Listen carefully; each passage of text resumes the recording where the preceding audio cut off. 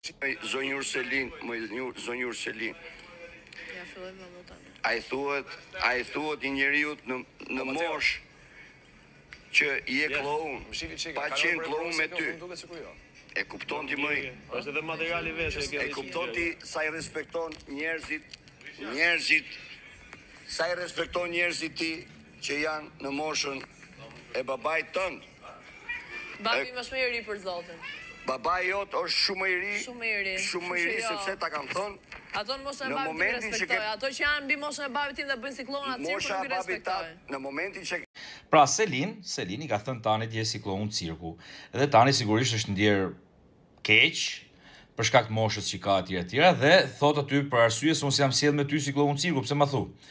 Deri diku okay, e drejt situata, por problemi është këtu që unë nuk kuptoj një gjë. Sidomos e kam me këta që i përdorin këto terma. Pra, në këtë rast Selin që i ka thënë dikujt klon cirku me konotacion negativ. E para njerë klon cirku është profesion, është punë shumë e nderuar.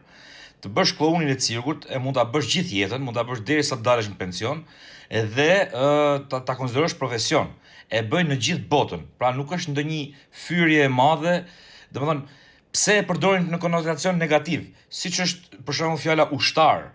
E kupton? I thu ushtar tjetrit, po ushtar është gjë shumë e rëndësishme. Ushtari është një figurë e nderuar që i cili e çon gjithë jetën në mbrojtje të dheut vet, në mbrojtje të interesave të vendit vet e kështu me radhë. Pra, kam përshtypjen që nganjëherë ngatrohen ca terma atje. E din, po, përveç faktit që ne i përdorim apo ata atje i përdorin në konotacione krejt gabuara, edhe ofendohen. Pra, nga njëra anë Selin s'ka pse i thot Tanit fare që je si klon cirku, se po i bën në një çeder të madh. Edhe Tani s'ka pse ofendohet, se në fund ditës klon cirku nuk e bën gjithkush.